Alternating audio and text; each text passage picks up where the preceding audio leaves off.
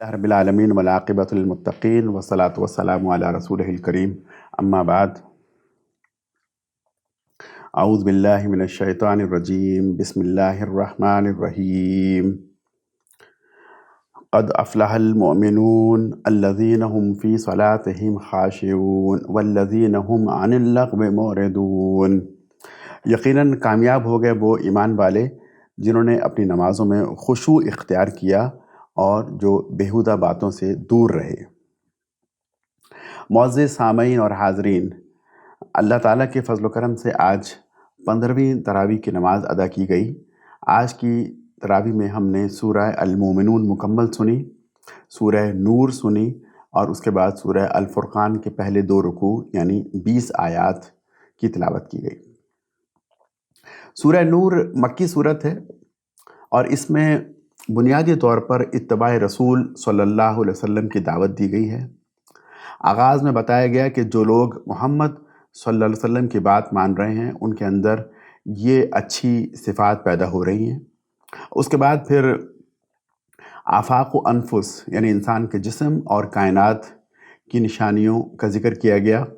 اور پھر انبیاء کے قصے بیان کیے گئے۔ انبیاء کے قصے بیان کرنے کا مقصد یہ ہے کہ بتا دیا جائے کہ پچھلے انبیاء پر بھی اعتراضات ہوئے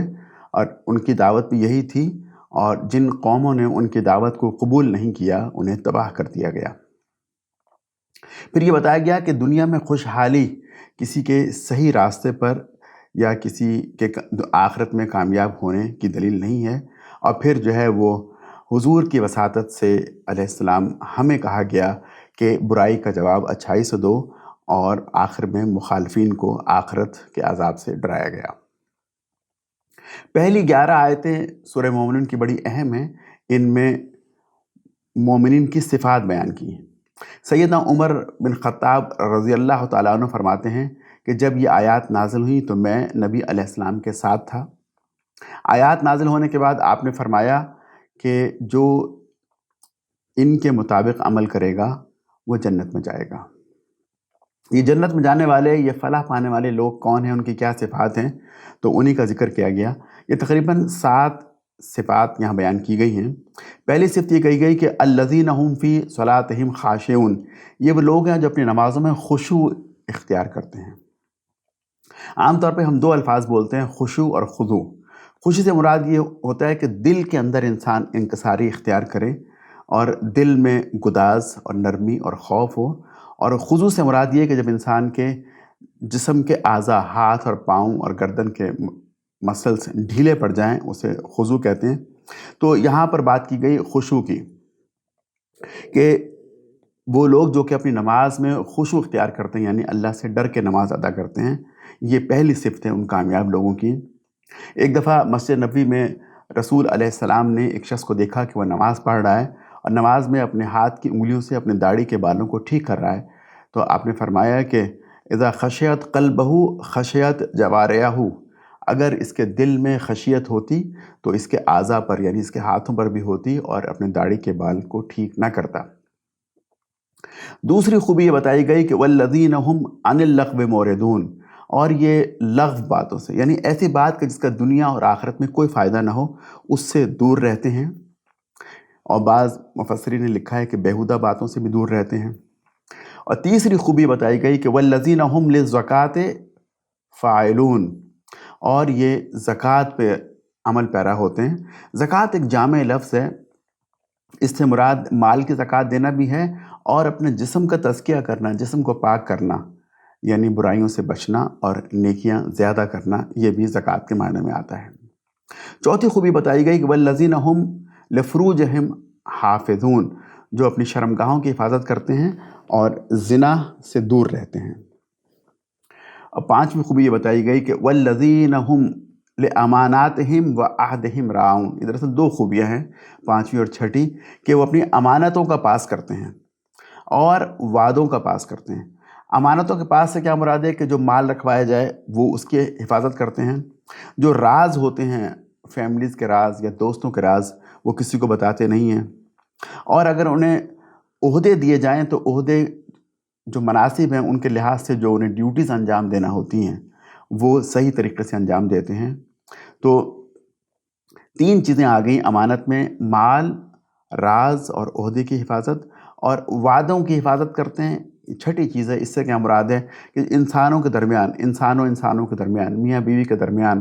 اور پارٹیز کے درمیان جو معاہدے ہوتے ہیں ان کا خیال رکھتے ہیں۔ جہاں انسان جاب کرتا ہے وہاں پر جاب ایگریمنٹ ہوتا ہے، جو ایگریمنٹس میں کنڈیشنز طے ہوتی ہیں، وہ بھی وعدے ہوتے ہیں، ان کا انسان پاس کرے۔ اور پھر جو اللہ تعالیٰ کے ساتھ انسان وعدے کرتا ہے ان وعدوں کا بھی یہ لوگ پاس کرتے ہیں۔ اللہ کے ساتھ بہت سے وعدے ہیں عہد الست کے بعد، جو کہ ہم نے سورہ اعراف میں پڑھا تھا، اور یہ ہم سورہ فاتحہ کے اندر ہر نماز میں، ہر رکعت میں یہ کرتے ہیں: ایاک نعبد و ایاک نستعین، تیری ہی عبادت کریں گے، تجھ سے مدد مانگیں گے۔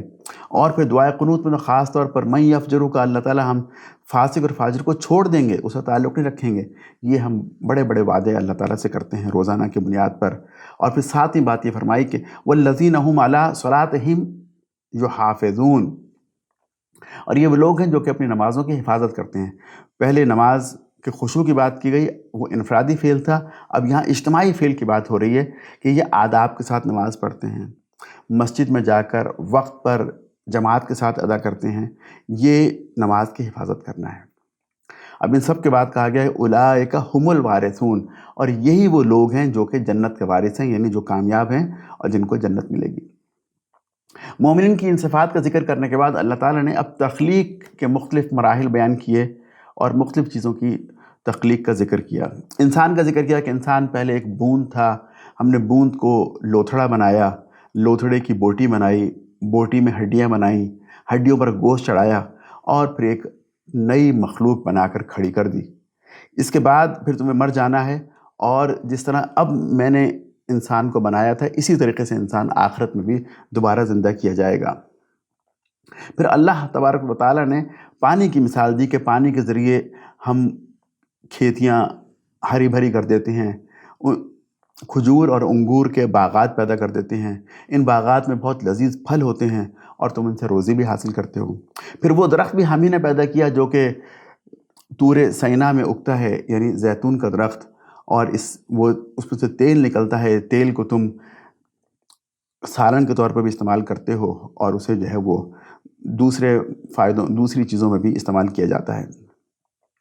پھر اللہ تعالیٰ فرماتے ہیں کہ حقیقت یہ ہے کہ جو مویشی ہم نے پیدا کیے ہیں ان میں بھی تمہارے لیے ایک سبق ہے۔ ان کے پیٹ میں سے ایک سفید رنگ کا دودھ نکلتا ہے، سفید لکوڈ نکلتا ہے جسے تم پیتے ہو، اور اس کے علاوہ ان میں اور فائدے بھی ہیں، تم انہیں کھاتے بھی ہو اور ان پر سوار بھی ہوتے ہو۔ ان کے علاوہ تم کشتیوں پر بھی سوار ہوتے ہو۔ اللہ تعالیٰ تخلیق کا یہ ذکر کرنے کے بعد اب فرما رہے ہیں کہ ہم نے بہت سے انبیاء کو بھیجا۔ اب یہاں پر اللہ تعالیٰ نے دوسرے اور تیسرے رکوع میں انبیاء کا ذکر کیا، لیکن انبیاء کا نام نہیں لیا، بلکہ ان کی قوموں کا ذکر کیا، اور ایک عمومی انداز اختیار کرتے ہوئے ان کی دعوت اور قوموں کے جواب کو مختصراً بیان کیا۔ نوح علیہ السلام کا پہلے ذکر کیا، اور نوح علیہ السلام کا ذکر تفصیل سے سورہ ہود میں آ چکا ہے، تقریباً وہی ذکر آج یہاں کیا گیا۔ لیکن ایک دعا جو ہے وہ سورہ ہود میں نوح علیہ السلام جب کشتی میں سوار ہوئے، جو دعا پڑھی تھی کہ بسم اللہ مجریہا و مرساہا، کہ ہم اللہ کے نام سے اپنے سفر کا آغاز کرتے ہیں۔ اور یہاں پر چونکہ سفر ختم ہو رہا ہے تو سفر ختم ہونے کی دعا بتائی گئی، وہاں سفر شروع ہونے کی تھی، اور سفر ختم ہونے کی دعا یہ بتائی گئی کہ وَقُلْ رَبِّ أَنزِلْنِي مُنزِلًا مُبَارَكًا وَأَنْتَ خَيْرُ الْمُنزِلِينَ، اے اللہ مجھے تو مبارک جگہ پر اتار اور تو اچھی جگہ پر اتارنے والا ہے۔ سیدنا نوح علیہ السلام کے ذکر کے بعد تیسرے رکوع میں اللہ تعالیٰ نے دوسری قوموں کا ذکر کیا، انبیاء کے نام نہیں لیے، اور فرمایا کہ وہ بھی قریش کی طرح آخرت کی زندگی کو ناممکن سمجھتے تھے۔ ان کے سرداروں نے بھی زندگی بات کو ماننے سے انکار کر دیا تھا۔ ہم نے انہیں دنیا میں بہت آسودہ رکھا تھا، یعنی خوشحال تھا، مال و دولت بہت دیا تھا، اور وہ کہنے لگے کہ یہ شخص یعنی پیغمبر کچھ نہیں ہے مگر ایک بشر ہے، اور تم ہی جیسا ہے، تو یہ بھی جو تم کھاتے ہو وہی یہ کھاتا ہے، جو تم پیتے ہو وہی یہ پیتا ہے، تو ہم اس کی بات کیوں مانیں؟ یعنی یہ ایک انسان کے ساتھ مسئلہ ہوتا ہے کہ اپنے جیسے کسی شخص کی بات ماننا انسان کے لیے مشکل ہوتا ہے، اور بعض لوگ جو ہے ہٹ دھرمی کا شکار ہو کر انبیاء کی بات اس بنیاد پر نہیں مانتے کہ ہمارے جیسے انسان ہیں۔ اور پھر لوگوں نے یعنی ان قوم کے سرداروں نے اپنے قوم سے کہا کہ اگر تم نے اس ایک بشر کی اطاعت کر لی تو تم بہت نقصان میں رہو گے، اور یہ تمہیں اطلاع دیتا ہے کہ تم مر کر مٹی ہو جاؤ گے اور ہڈیوں کا پنجر بن کر رہ جاؤ گے اور قبروں سے نکالے جاؤ گے۔ ہئی ہاتھ لما توعدون، یہ تو ناممکن ہے، ناممکن ہے، یہ تو بعید اور بعید ازتر بعید بات ہے، یہ تم سے وعدہ کیا جا رہا ہے۔ زندگی کچھ بھی نہیں، بس یہی دنیا کی زندگی ہے، یہی ہم کو جینا اور مرنا ہے، اور اس کے بعد ہم ہرگز اٹھائے جانے والے نہیں ہیں۔ اس کے بعد پیغمبروں نے اللہ تعالیٰ سے شکایت کی، شکوہ کیا کہ قال رب انصرنی بما کذبون، اے اللہ ہماری مدد کیجئے، ہماری قوم نے ہمیں جھٹلا دیا۔ تو اللہ تعالیٰ فرماتے ہیں کہ پھر ہم نے ان کی مدد کی، اور ٹھیک ٹھیک حق کے ساتھ، حق کے مطابق ایک ہنگامہ عظیم نے ان کو آ لیا، اور پھر ان کو ہم نے کچرا بنا کر پھینک دیا۔ ثم ارسلنا رسلنا تترا، اور پھر اس کے بعد ہم نے پے در پے، ایک کے بعد ایک مسلسل انبیاء بھیجے۔ جب بھی کسی امت کے پاس کوئی نبی آتا تھا تو وہ اسے جھٹلاتے تھے، تو ہم بھی اسے ہلاک کر دیا کرتے تھے اور ان کے افسانے بنا دیا کرتے تھے۔ ہم نے موسیٰ علیہ السلام اور ان کے بھائی ہارون کو بھی اپنی نشانیاں اور دلیلیں دے کر بھیجا۔ اسی طرح ہم نے ابن مریم اور ان کی ماں کو بھی ایک نشان بنا دیا۔ ہم نے انہیں ایک سطح مرتفع اونچی جگہ پر رکھا جو اطمینان کی جگہ تھی، اور وہاں ہم نے چشمے بھی جاری کر دیے تھے۔ انبیاء کا تذکرہ کرنے کے بعد اللہ تعالیٰ آیت نمبر 51 اور 52 میں فرماتے ہیں کہ کلوا من طیبات وعملوا صالحا، کہ تم جو ہے وہ پاک چیزیں کھاؤ اور نیک عمل کرو۔ یہ تمہاری امت ایک ہی امت ہے اور میں تمہارا رب ہوں، بس تم مجھ ہی سے ڈرو۔ مگر بعد میں آنے والے لوگوں نے اپنے دین کو آپس میں ٹکڑے ٹکڑے کر لیا۔ ہر گروہ کے پاس جو کچھ بھی ہے وہ اسی میں مگن ہے، اور ان کو ایک مدت تک اسی غفلت میں رہنے دو۔ چوتھے رکوع میں اللہ جل شانہ ایمان والوں کی مزید صفات بیان کرتے ہیں۔ یہ لوگ اپنے رب کے حضور حاضر ہونے سے ڈرتے ہیں، کسی کو شریک نہیں کرتے، اور ان کی خاص بات یہ کہ نیکیوں میں جلدی کرتے ہیں، اور ان کی کوشش ہوتی ہے کہ ہم نیکیوں میں دوسرے لوگوں سے آگے نکل جائیں۔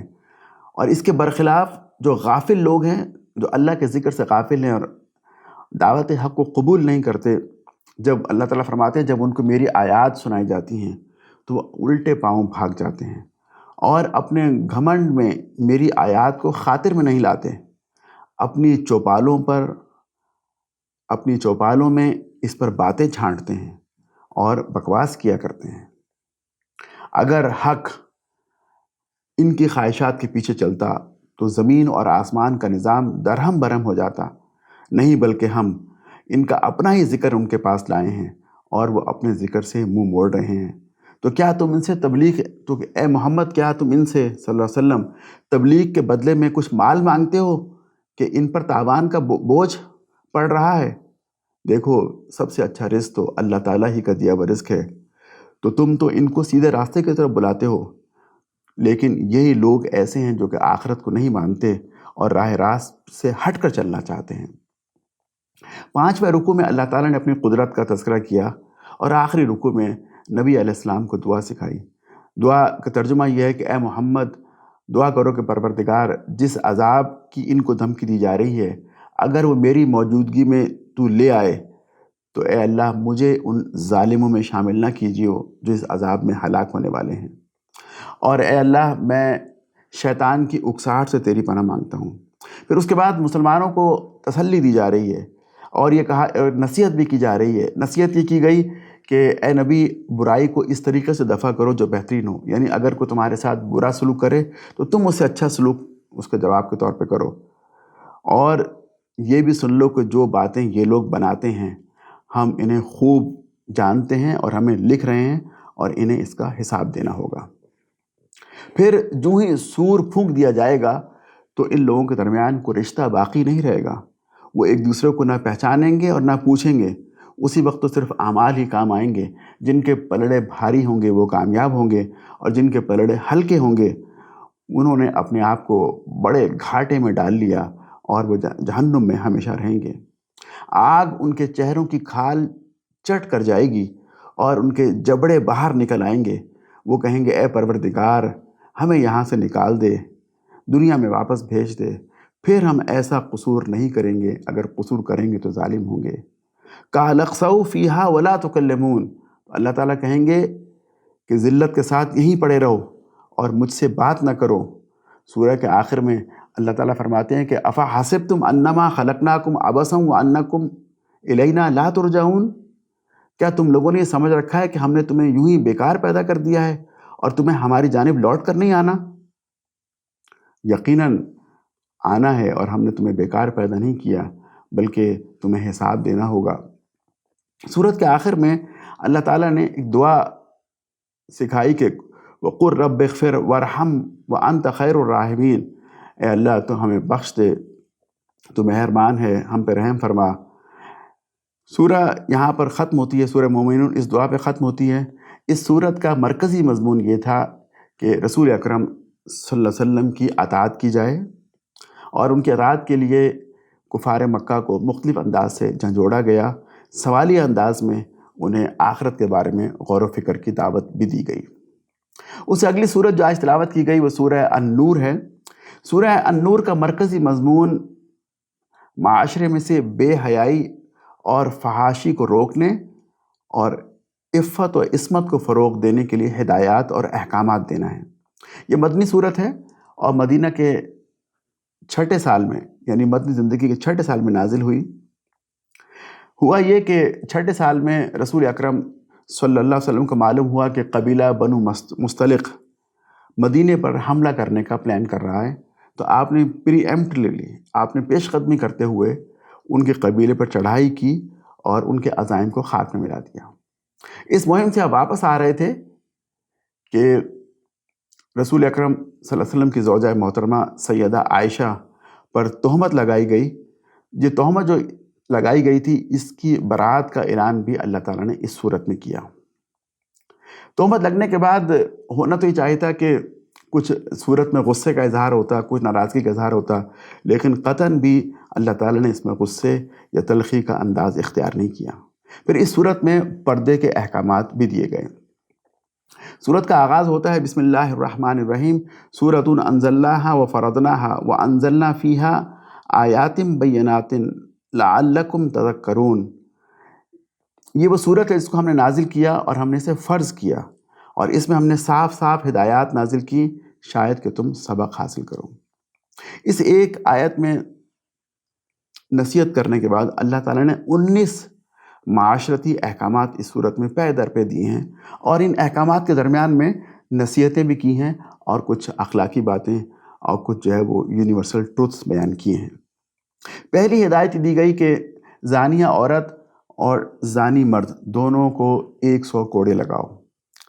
یہ غیر شادی شدہ کی سزا ہے، اور حدیث میں شادی شدہ زانی مرد اور زانیہ عورت کی سزا یہ بتائی گئی ہے کہ ان کو سنگسار کر دیا جائے۔ دوسرا حکم یہ دیا کہ زانی صرف زانیہ سے شادی کرے یا مشرکہ کے ساتھ۔ اور تیسری بات یہ کہی گئی کہ جو لوگ پاک دامن عورتوں پر تہمت لگائیں، جس طرح کہ سیدہ عائشہ پہ لگائی گئی، اور پھر وہ 4 گواہ نہ لے کر آئیں، تو ان کو 80 کوڑے مارو اور ان کی شہادت کبھی قبول نہ کرو، یہ فاسق ہیں۔ چوتھی بات یہ فرمائی کہ جو لوگ اپنی عورتوں پر یعنی اپنی بیویوں پر بدکاری کی تہمت لگائیں اور خود ان کے سوا ان کے پاس کوئی گواہ نہ ہو، تو ہر ایک کی شہادت یہ ہے کہ وہ پہلے 4 بار، یعنی دونوں میاں بیوی 4 بار قسم کھا کر کہیں کہ بے شک وہ سچے ہیں، اور 5ویں بار وہ یہ قسم کھائیں کہ جھوٹے پر اللہ کی لعنت۔ 5ویں بات یہ کہی گئی کہ جن لوگوں نے سیدہ عائشہ رضی اللہ تعالی عنہا پر بہتان باندھا ہے، وہ تم ہی میں سے ایک جماعت ہے، ان کو اپنے حق میں برا نہ سمجھو بلکہ وہ تمہارے لیے اچھا ہے۔ ان میں سے جس شخص نے گناہ کا جتنا حصہ کمایا اس کے لیے اتنا ہی وبال ہے، اور جس نے ان میں سے اس بہتان کا بڑا بوجھ اٹھایا ہے اس کو بڑا عذاب ہوگا۔ چھٹی بات یہ فرمائی کہ جو لوگ معاشرے میں بری خبریں اور فحاشی پھیلاتے ہیں وہ سزا کے مستحق ہیں۔ اور 7ویں بات یہ بتائی گئی کہ بائی ڈیفالٹ مسلم معاشرے میں ہر شخص کو بے گناہ سمجھا جائے گا یہاں تک کہ وہ گناہ گار ثابت نہ ہو جائے۔ 8ویں بات یہ فرمائی کہ جب تم کسی کے گھر میں جاؤ تو گھروں میں جانے سے پہلے اجازت لے لیا کرو، اگر اجازت مل جائے تو داخل ہو جاؤ، اور اگر اجازت نہ ملے تو واپس آ جاؤ۔ 9ویں بات یہ بتائی کہ عورتوں اور مردوں کو غض بصر کرنا چاہیے۔ غض بصر کا بالکل صحیح ترجمہ تو یہ ہے کہ نظر کو بچا کر استعمال کرنا چاہیے، یعنی جہاں پر نظر نہیں پڑنی چاہیے وہاں نظر نہیں ڈالنی چاہیے، اور ایک دوسرے کو گھورنے اور تاک جھانک کرنے یعنی جاسوسی کرنے سے بھی منع کیا گیا۔ 10ویں بات یہ فرمائی کہ عورتیں جب اپنے گھروں کے اندر ہوں تو اپنے گھروں میں بھی اپنے سر اور سینے کو ڈھانک کر رکھیں۔ اور 11ویں بات یہ فرمائی کہ عورتوں کو حکم دیا کہ وہ اپنے محرم رشتہ داروں اور خادموں کے علاوہ کسی کے سامنے بند سنور کر نہ آئیں۔ اور 12ویں بات یہ فرمائی کہ جب عورتیں گھر سے باہر نکلیں تو بناؤ سنگھار کو چھپا کر نکلیں اور بجنے والا زیور پہن کر نہ نکلیں۔ اور 13ویں بات یہ فرمائی کہ معاشرے میں بن بہائے بیٹھے رہنے والے یعنی ان میرڈ لوگوں کو پسند نہیں کیا گیا، بلکہ یہ کہا گیا کہ شادی کرنی چاہیے، جو لوگ غیر شادی شدہ ہیں ان کو شادی کرنی چاہیے۔ 14ویں بات یہ فرمائی کہ لونڈیوں سے غلط کام کروانا صحیح نہیں ہے، اسے ممنوع قرار دیا گیا۔ اور 15ویں بات یہ فرمائی کہ لونڈیوں اور غلاموں کی رہائی کے لیے مالی مدد یعنی اگر وہ مکاتبت کر کے اپنے آقا سے رہائی پانا چاہیں تو ان کی مالی مدد کی جائے۔ اور 16ویں بات یہ فرمائی کہ گھر کے بڑے افراد جب اپنے علیحدگی کے اوقات میں ہوں تو گھر کے چھوٹے اجازت لے کر ان کے کمروں میں جایا کریں۔ خاص طور پر 3 اوقات کا ذکر کیا گیا کہ عشاء کی نماز کے بعد، فجر کی نماز سے پہلے اور ظہر کی نماز کے بعد، یعنی ان اوقات میں اجازت لے کر ان کے کمروں میں جایا جائے۔ 17ویں بات یہ فرمائی کہ بوڑھی عورتوں کو رعایت دی گئی، وہ چاہیں تو دوپٹہ اتار سکتی ہیں، یعنی جو گھر کے اندر جو دوپٹہ انہوں نے پہننا ہوتا ہے، لیکن اگر پہنے رہیں تو وہ ان کے حق میں بہتر ہے۔ اور 18ویں بات یہ فرمائی کہ معذور لوگ، اندھے، لولے اور دوسرے لحاظ سے ہینڈی کیپ لوگ اگر کسی کے ہاتھ سے کچھ کھا پی لیں تو ان پر کوئی پکڑ نہیں ہوگی۔ اور پھر یہ کہ آخری بات 19ویں بات یہ فرمائی کہ قریبی عزیز اور بے تکلف دوست کسی کے ہاں بلا اجازت کھا سکتے ہیں۔ تو یہ ہدایات دی گئیں معاشرتی زندگی کے لحاظ سے، لیکن یہ اسلام کا اصول ہے، اللہ تعالیٰ کا یہ انداز خطابت ہے کہ وہ قوانین کے درمیان اخلاقی ہدایات بھی دیتے ہیں، تقوی کا ذکر بھی کرتے ہیں، کیونکہ جب تک تقوی نہیں ہوگا اور نصیحت اثر نہیں دکھائے گی تو انسان جو ہے وہ ان قوانین پر اپنے آپ کو آمادہ کرنے پر ان قوانین پر عمل کرنے کے لیے اپنے آپ کو آمادہ نہیں پائے گا۔ تو درمیان میں نصیحت کر کے انہیں موٹیویٹ بھی کیا جاتا ہے، تو اس طرح کی نصیحتیں بھی کی گئیں۔ اللہ تعالیٰ فرماتے ہیں کہ ہم نے صاف صاف ہدایت دینے والی آیات بھیجیں اور قوموں کی عبرتناک مثالیں بھی تمہارے سامنے پیش کیں، اور نصیحتیں تو انہی لوگوں کو اثر کرتی ہیں جو ڈرنے والے ہوتے ہیں۔ پھر اللہ تعالیٰ نور کی مثال دیتے ہیں کہ اللہ تعالیٰ آسمان اور زمین کا نور ہے۔ کائنات میں اللہ کے نور کی مثال ایسی ہے کہ جیسے ایک تاک یعنی ایک ونڈو میں ایک چراغ رکھا ہوا ہو، چراغ ایک فانوس کے اندر ہو اور فانوس موتی کی طرح چمک رہا ہو، یعنی فانوس کے اندر چراغ ہو اور چراغ جو ہے وہ ایک مبارک تیل سے جل رہا ہو، اور وہ تیل جو ہے وہ شرقی ہو نہ غربی ہو، یعنی زیتون کے درخت کا وہ درخت کہ جنگل میں اکیلا ہو اور ہر جانب سے اسے سورج کی روشنی لگتی ہو، اسے کہتے ہیں وہ شرقی اور غربی، یعنی بہت قیمتی اور اعلیٰ نسل کا درخت ہو، اور اس کا تیل خود اپنے آپ سے بھڑک پڑتا ہو، اور یہ روشنی پر روشنی، یعنی مثال یہ دی گئی کہ ایک چراغ ہے جو کہ فانوس میں رکھا ہوا ہے، فانوس بھی بہت چمکدار ہے اور چراغ کے اندر جو تیل ہے وہ تیل بھی بہت اعلیٰ نسل کا تیل ہے، یعنی روشنی بہت زیادہ ہے۔ اب یہ نور کی مثال دینے کے بعد اللہ تعالیٰ فرماتے ہیں کہ جو اللہ تعالیٰ کا نور ہے اس کی جانب جو رہنمائی اللہ تعالیٰ فرماتے ہیں تو ان لوگوں کو فرماتے ہیں جو صبح و شام اللہ تعالیٰ کی تسبیح بیان کرتے ہیں، جنہیں تجارت اور خرید و فروخت اللہ تعالیٰ کے ذکر سے غافل نہیں کرتی، جو نماز قائم کرتے ہیں اور زکوٰۃ ادا کرتے ہیں اور نیک کاموں سے غافل نہیں رہتے، اور یہ لوگ آخرت کے دن سے ڈرتے ہیں جب کہ اعمال دیے جائیں گے اور انسان کے دیدے پتھرا جائیں گے۔ اس کے برعکس جن لوگوں نے کفر کیا، یعنی جن کو اللہ تعالیٰ نور کی جانب ہدایت نہیں دیں گے، ان کے اعمال کی مثال ایسی ہے کہ جیسے دشت و بے آب، یعنی کسی صحرا کے اندر ریت دور سے ایسا محسوس ہو کہ پانی ہے لیکن در حقیقت وہ سراب ہو، اور جب انسان اسے پانی سمجھتا ہے وہاں پہنچے تو وہاں پانی نہ پائے اور وہاں وہ اللہ تعالیٰ کو موجود پائے جس نے اس کا پورا حساب چکا دیا ہو، اور اللہ تعالیٰ کو حساب چکاتے ہوئے دیر نہیں لگتی۔ یا پھر اللہ تعالیٰ فرماتے ہیں کہ جن کو ہم نور کی جانب ہدایت نہیں کرتے ہیں ان کی مثال ایک دوسری تمثیل سے سمجھو، وہ تمثیل یہ ہے کہ گہرا سمندر ہو، سمندر میں اندھیرا ہو اور پانی کے اوپر ایک موج ہو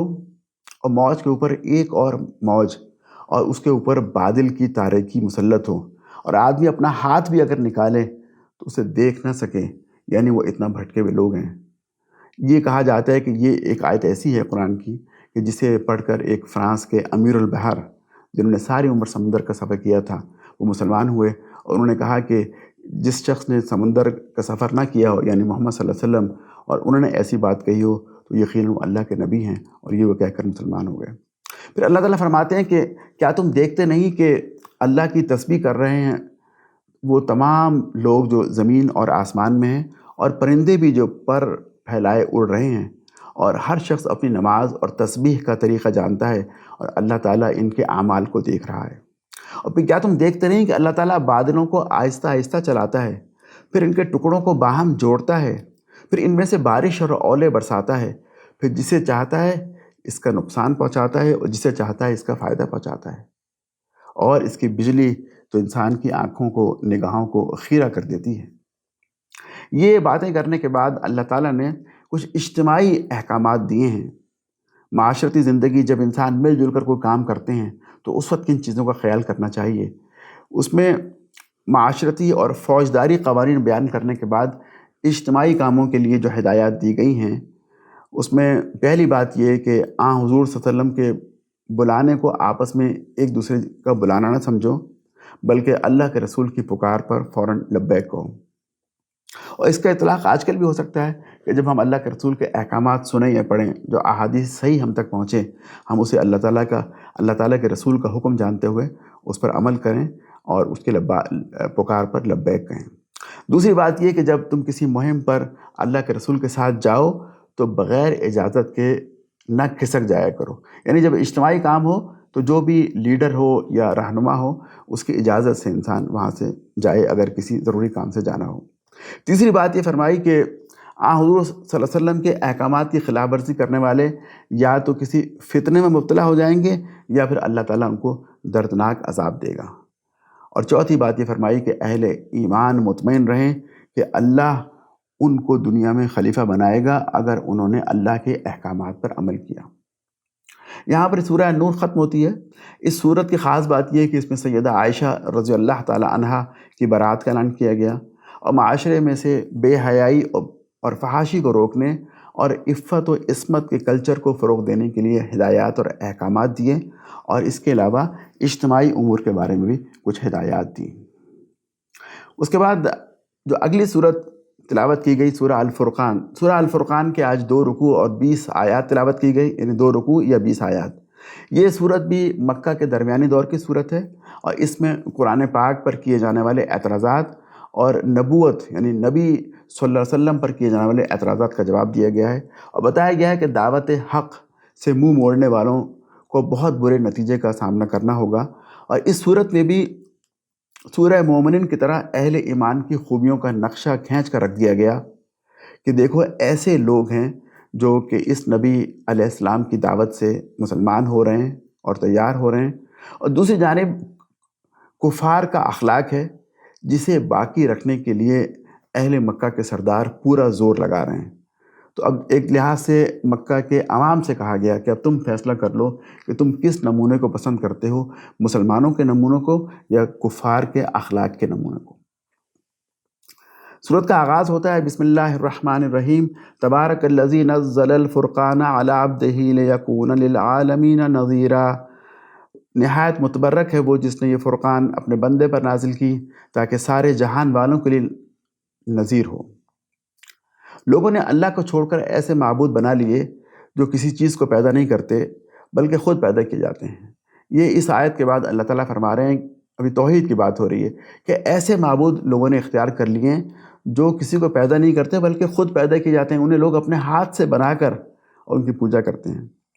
اور پھر فرمایا اللہ تعالیٰ نے کہ جن لوگوں نے نبی کی بات کو ماننے سے انکار کیا، وہ کہتے ہیں کہ فرقان یعنی یہ قرآن ایک من گھڑت چیز ہے جسے اس شخص نے خود اپنے طور پر بنا لیا ہے، اور کچھ دوسرے لوگوں نے اس کام میں اس کی مدد کی ہے، تو یہ بڑا ظلم اور سخت جھوٹ بات ہے جس پر یہ لوگ اتر آئے ہیں، اور اسے اس کا انجام دیکھنا ہوگا۔ پھر وہی کفار یہ بھی کہتے ہیں کہ یہ کیسا رسول ہے جو کھانا کھاتا ہے، جو بازاروں میں چلتا پھرتا ہے،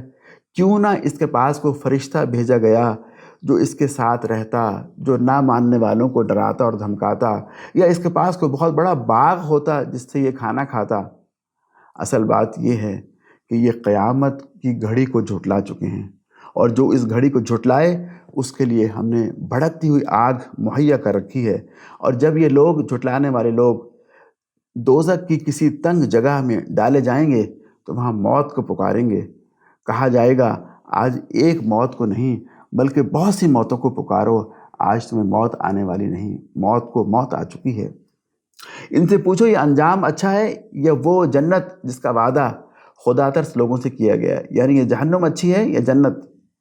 اور وہ دن وہی دن ہوگا جب تمہارا رب لوگوں کو گھیر کر لائے گا اور ان کے معبودوں یعنی معبودان باطل کو بھی بلا لے گا جنہیں یہ آج اللہ کو چھوڑ کر پوج رہے ہیں، اور پھر ان سے پوچھے گا کیا تم نے میرے ان بندوں کو گمراہ کیا تھا یا خود یہ راہ راست سے بھٹک گئے تھے؟ وہ عرض کریں گے کہ پاک ہے آپ کی ذات، ہماری تو یہ مجال نہ تھی کہ آپ کے سوا کسی کو اپنا مولا بناتے، مگر آپ نے ان کو اور ان کے باپ دادا کو خوب سامان زندگی دیا۔ یعنی یہ اس بات کا جانب اشارہ ہے کہ جو مال سے انسان کی آزمائش ہوتی ہے، جب انسان کو اللہ تعالیٰ فراوانی اور خوشحالی دیتے ہیں تو پھر وہ بغاوت پہ اتر آتا ہے، وہ عیاشی اور نافرمانی اور فساد پہ الارض کرتا ہے۔ یعنی یہ اس لیے بگڑ گئے